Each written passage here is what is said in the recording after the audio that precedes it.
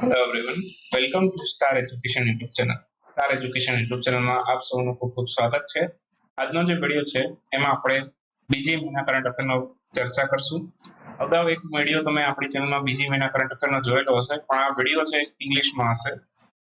Means કે આનું લખાણ ઇંગ્લિશમાં હશે, પણ આની અન્ડરસ્ટેન્ડિંગ છે તમને ગુજરાતમાં મળી જશે. ક્લિયર? તો આ વિડીયો છે મેઇનલી હાઈકોર્ટ આસિસ્ટન્ટની હમણાં એક્ઝામ આવવાની છે. ઓકે, અત્યારે આના ફોર્મ ભરવાના ચાલુ છે અને આની લાયકાત માટે ગ્રેજ્યુએશન છે. તો જે લોકોએ ગ્રેજ્યુએશન કરેલું છે એ બધા લોકો આમાં ફોર્મ ભરી શકે છે. ક્લિયર?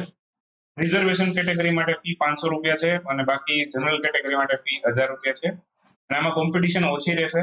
ક્લિયર? તો હું તમને એટલી એડવાઇસ આપું છું કે આમાં તમારે ફોર્મ 100% ભરવું જોઈએ. તલાટી જુનિયર ક્લર્કની પરીક્ષાઓ કરતા આમાં કોમ્પિટિશન ઓછી હશે અને પ્લસ આમાં પેપર ઇંગ્લિશમાં હોય એટલે ઓટોમેટિકલી આમાં કોમ્પિટિશન ઘટી જશે. તો હું તમને જ્યાં સુધી પરીક્ષા નહીં આવે ત્યાં સુધી ગુજરાતીમાં અને ઇંગ્લિશમાં બંને લેંગ્વેજમાં કરંટ અફેર પ્રોવાઈડ કરવાનો છું. બરાબર? તો જેમને પણ ઈચ્છા છે વહેલી તકે ફોર્મ ભરી લો. બરાબર? અને આપણો હાઈકોર્ટ આસિસ્ટન્ટનો કોર્સ પણ છે, તો એમાં જોડાવાની ફી અત્યારે 7મી મે સુધી 2499 રૂપિયા છે.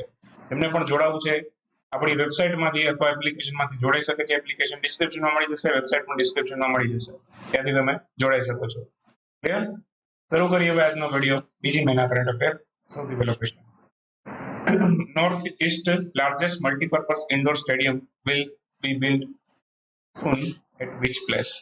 તો ખાલી કહેવા એવું માંગે છે કે આ જે ઉત્તર પૂર્વનું સૌથી મોટું જે મલ્ટીપર્પઝ ઇન્ડોર સ્ટેડિયમ છે એ કયા રાજ્યમાં બનશે?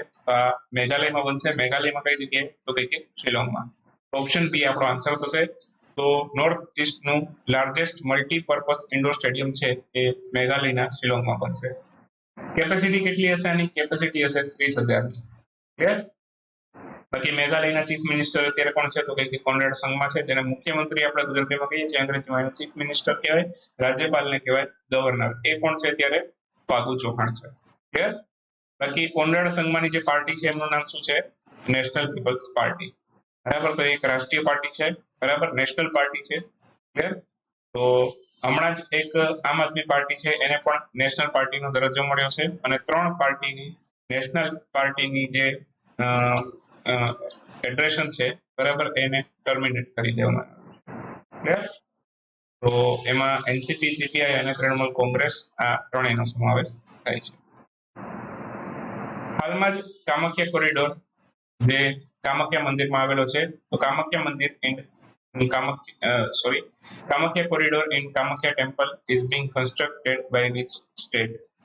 કામાખ્યા મંદિરની વાત થાય એટલે આપણને ખબર પડી જવી જોઈએ કે આસામની વાત થાય છે, તો ઓપ્શન સી આપણો આન્સર કહેવાય. તો કામાખ્યા કોરિડોરનું જે અત્યારે કન્સ્ટ્રક્શન છે, બરાબર, એ કામાખ્યા મંદિરમાં આસામ રાજ્યની સરકાર દ્વારા કરવામાં આવી રહ્યું છે. ત્યાં મોડર્ન હોટલ, રેસ્ટોરન્ટ, ટોયલેટ આવું બધું ખોલી, બરાબર, અને ત્યાં પર્યટન વધારવામાં આવશે, ટુરિઝમ એન્કરેજ કરવામાં આવશે. ક્લિયર? બાકી દર વર્ષે અહીંયા આંબુબાચી મેળા થાય છે અને બાકી કામાખ્યા ટેમ્પલ છે એ મેન્સ્ટોરેશન વર્શિપ માટે ખૂબ પ્રસિદ્ધ છે. ક્લિયર? એટલે કે માસિક ધર્મની પૂજા માટે ખૂબ પ્રસિદ્ધ છે. Who has recently become the first woman officer to receive gallantry award in Indian Air Force? એટલે કે ભારતીય વાયુસેનામાં વીરતા પુરસ્કાર મેળવનાર સૌથી પહેલા મહિલા કોણ બન્યા છે? તે બન્યા છે દીપિકા મિશ્રા. ઓપ્શન એ આપણો આન્સર થશે. દીપિકા મિશ્રા સૌથી પહેલા મહિલા બન્યા છે વાયુસેનાના જે આ વીરતા પુરસ્કાર મળ્યો. કયો પુરસ્કાર મળ્યો છે? વાયુસેના મેડલ. અને કયા રાજ્યના છે એવું પણ પૂછે, તો રાજસ્થાનના છે. બરાબર?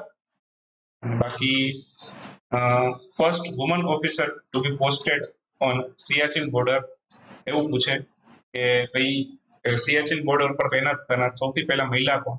એ છે કેપ્ટન શિવા ચૌહાણ. બાકી chief of air Indian air force, બરાબર, એ કોણ છે અત્યારે? એ છે અત્યારે વિવેક રામ ચૌધરી. એમને પણ આપણે યાદ રાખીશું. ઇન્ડિયન એરફોર્સના અત્યારે ચીફ કોણ છે? તો કે વિવેક રામ ચૌધરી.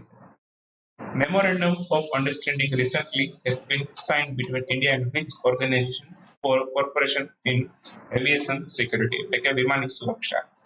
તો વિમાની સુરક્ષા માટે કરાર થયા છે યુરોપિયન યુનિયન સાથે. તો આન્સર આવશે યુરોપિયન યુનિયન.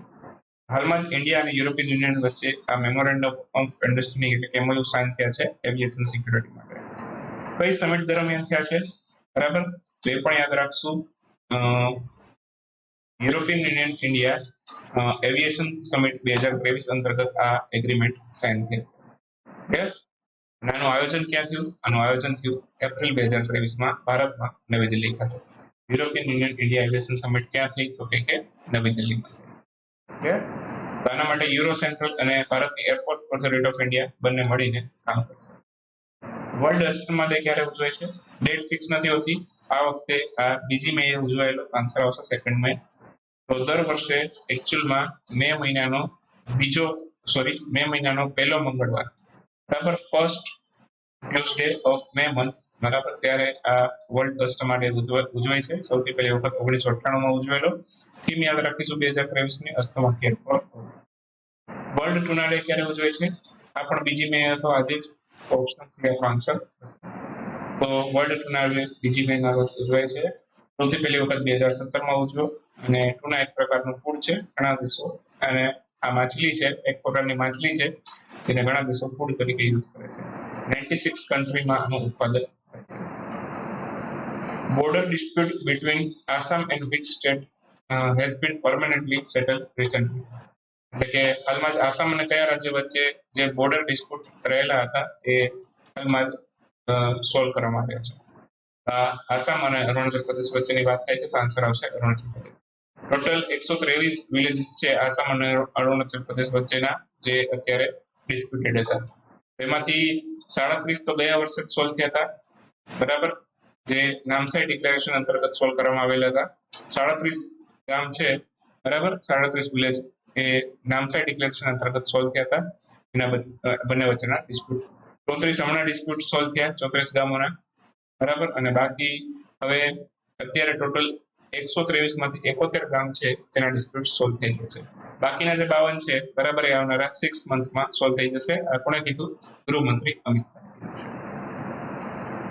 ગૃહમંત્રીને અંગ્રેજીમાં હોમ મિનિસ્ટર કહેવાય. શું કહેવાય? Home minister. Which state has highest number of lake and reservoir અથવા તો water body as per latest watershed count? તો હમણાં જ એક વોટરશેડ કાઉન્ટ એટલે કે જળ ક્ષેત્રની વસ્તી ગણતરી કરવામાં આવેલી. તો એમાં સૌથી વધારે તળાવો અથવા તો જળાશયો જો કયા રાજ્યમાં નોંધાયા છે? તો આ પશ્ચિમ બંગાળમાં નોંધાયા છે. તો આન્સર આવશે ઓપ્શન સી, પશ્ચિમ Bengal.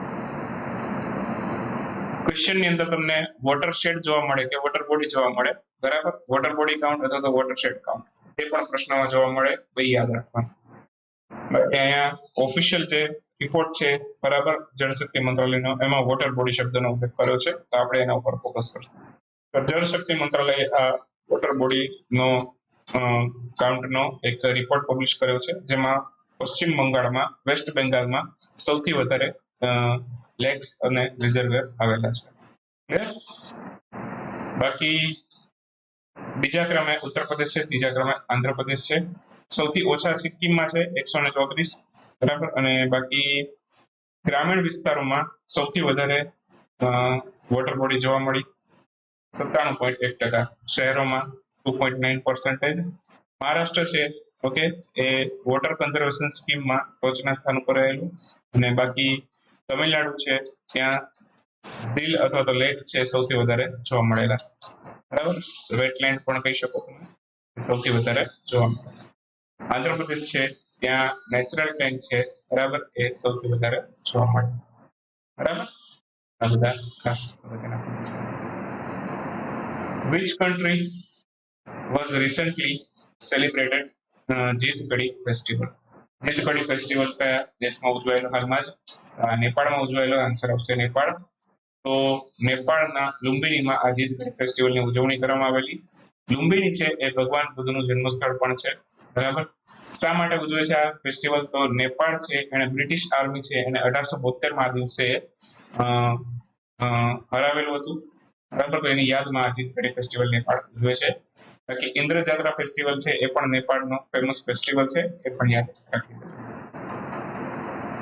Which government has given 4% reservation to disabled employee? in the promotion of government employee. તો કેવા એવું માંગે છે કે જે દિવ્યાંગ વ્યક્તિ છે એને 4% રિઝર્વેશન આપ્યું છે પ્રમોશન માટે. આ કયા રાજ્યની સરકારે આપ્યું છે? આ મહારાષ્ટ્રની સરકારે આપ્યું છે. તો મહારાષ્ટ્રના મુખ્યમંત્રી છે એકનાથ શિંદે એમણે આ જાહેરાત કરી છે. 4% દિવ્યાંગ વ્યક્તિઓને અથવા તો ડિસેબલ જે વ્યક્તિ છે બરાબર એને પ્રમોશનમાં 4% રિઝર્વેશન આપવામાં આવશે. ક્લિયર? ત્યાં ગવર્નર અત્યારે રમેશ બેસ છે. ઓકે, અને બાકી આવું જ એક જાહેરાત થઈ છે બરાબર. મધ્યપ્રદેશની સરકારે જાહેરાત કરી છે કે ટ્રાન્સજેન્ડર છે બરાબર એને ઓબીસી ની અંદર સમાવવામાં આવ્યા છે. બાકી કર્ણાટકે 10% AWS રિઝર્વેશનની જાહેરાત કરી છે અને સૌથી વધારે રિઝર્વેશન ભારતમાં હોય તો ઓબીસી ને છે 27% છે. Which state has stopped in the implementation of Pradhan Mantri Fasal Bima Yojana in financial year 2020? નાણાકીય વર્ષ 2023 માં પ્રધાનમંત્રી ફસલ બીમા યોજના છે એના ઇમ્પ્લિમેન્ટેશનમાં ટોચનું સ્થાન કયા રાજ્યે પ્રાપ્ત કર્યું? આ કર્ણાટકે કર્યું. આન્સર આવશે કર્ણાટક. યોજના છે 2016 માં શરૂ થઈ હતી અને આ agriculture and farmer welfare ministry હેઠળ છે આ યોજના ચાલે છે. Who has recently appointed as a new military advisor to National Security Council Secretariat? આના નેશનલ સિક્યુરિટી કાઉન્સિલના સેક્રેટરીએટના નવા મિલિટરી સૈન્ય એડવાઇઝર અથવા સૈન્ય સલાહકાર તરીકે કોની નિયુક્તિ થઈ છે? તો આ એર માર્શલ સંદીપ સિંહની નિયુક્તિ થઈ છે. આન્સર આવશે સંદીપ સિંહ. બાકી નેશનલ સિક્યુરિટી કાઉન્સિલ છે એ 1998 માં સ્થપાઈ હતી અને સૌથી પહેલા નેશનલ સિક્યુરિટી એડવાઇઝર કોણ હતા? એ બ્રિજેશ મિશ્રા હતા અને બાકી અત્યારે કોણ છે? અત્યારે છે અજીત ડોવાલ. બાકી નેશનલ સિક્યુરિટી કાઉન્સિલની અધ્યક્ષતા હંમેશા કોણ કરે? National security adviser. તો આઈ હોપ તમને આ ઇંગ્લિશ વાળો વિડીયો છે બરાબર એમાં કંઈક હાઈકોર્ટ ડિવાઇસો હાઈકોર્ટ આસિસ્ટન્ટને લગતા કંઈક કામના પોઈન્ટ જાણવા મળ્યા હશે અને હાઈકોર્ટ આસિસ્ટન્ટની એક્ઝામ માટે આ તમને વિડીયો મારા ખ્યાલથી થોડોક હેલ્પફુલ થશે. તો આવનારી પરીક્ષા સુધી છે આપણે આ બંને લેંગ્વેજમાં વિડીયો કન્ટિન્યુ રાખશું. પહેલા તો તમારે મને રિવ્યુ આપવાના છે કે તમને આ સુટેબલ છે કે નહીં બરાબર. તો કોમેન્ટમાં કોમેન્ટ કરી તમારો રિવ્યુ 100% હું વાંચીશ. ક્લિયર? તો એવું ના વિચારતા કે મારી કોમેન્ટ કોણ વાંચશે બરાબર. તમારી કોમેન્ટ હું વાંચું જ છું બરાબર. તો પ્લીઝ કોમેન્ટ કરીને આ એક વિડીયોનો રિવ્યુ જરૂર આપજો કે તમને ઉપયોગી થાય છે કે કેમ. ક્લિયર? મળીએ નેક્સ્ટ વિડીયોમાં. ત્યાં સુધી રજા લઈએ. આવજો. Bye bye. Good night. Thank you for watching star education.